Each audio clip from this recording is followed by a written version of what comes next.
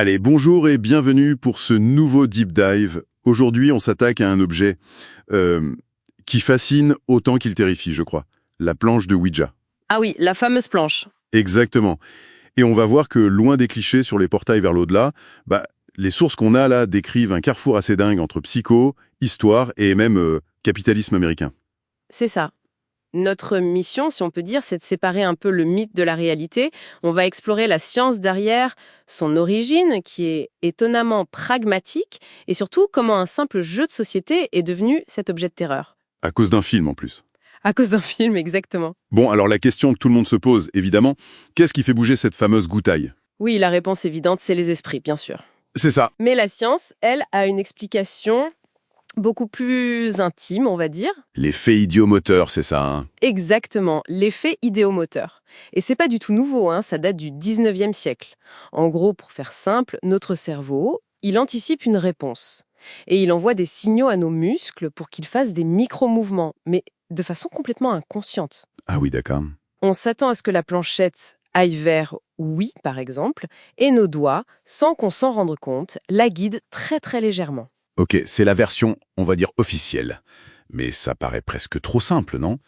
Comment on peut être sûr que c'est que ça?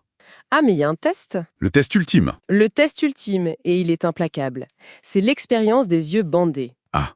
Si on bande les yeux des participants et, sans qu'ils le sachent, on tourne la planche à 180 degrés. La magie s'arrête? La magie s'arrête net. Ça devient du charabia. La goutte se déplace là où leur mémoire spatiale pense que les lettres sont. Pas là où elles sont vraiment. Voilà. La preuve, elle est dans notre tête, pas dans l'au-delà. Donc, en fait, on est le fantôme. C'est exactement ça. Et toute l'ambiance, la pièce sombre, le silence, l'attente, ça ne fait qu'amplifier ces tout petits mouvements. Et cette explication purement psychologique, ça rend l'origine de l'objet encore plus ironique. On imagine un truc mystique, ancien. Alors que pas du tout, on ne peut pas plus terre à terre. Raconte. La Ouija a été brevetée en 1890 à Baltimore par deux hommes d'affaires, Elijah Bond et Charles Kennard. Et leur but n'avait rien de spirituel. Ah non. C'était quoi alors? Vendre un jeu. Un jeu de salon familial pour surfer sur la mode du spiritisme qui était énorme à l'époque. Et même le nom, Ouija, la légende c'est oui en français, ja en allemand, mais c'est pas ça non plus. C'est pas ça non plus, non. L'histoire, c'est que la planche aurait elle-même appelé Ouija. Oui, bien sûr. Mais l'explication la plus probable, c'est que l'une des participantes, une certaine Helen Peters, portait un médaillon d'une auteure qu'elle adorait. Oui. Une auteure qui s'appelait Ouida. Et dans l'excitation, son subconscient a juste mal orthographié le nom. Donc, le nom du produit est lui-même le fruit de l'effet idéomoteur. C'est une mise en abîme incroyable. Mais alors, comment on passe d'un jeu de salon, vendu à côté du Monopoly, à un outil démoniaque? Eh bien, le tournant est très très clair. Un film, L'Exorciste, en 1973. La fameuse scène d'ouverture? Exactement. Cette scène a radicalement changé la perception du public. Du jour au lendemain, c'était plus un jeu, c'était un instrument de possession. C'est fou l'impact qu'un film peut avoir. Et l'influence culturelle de cet objet, du coup, est immense. Ça va dans tous les sens. Complètement.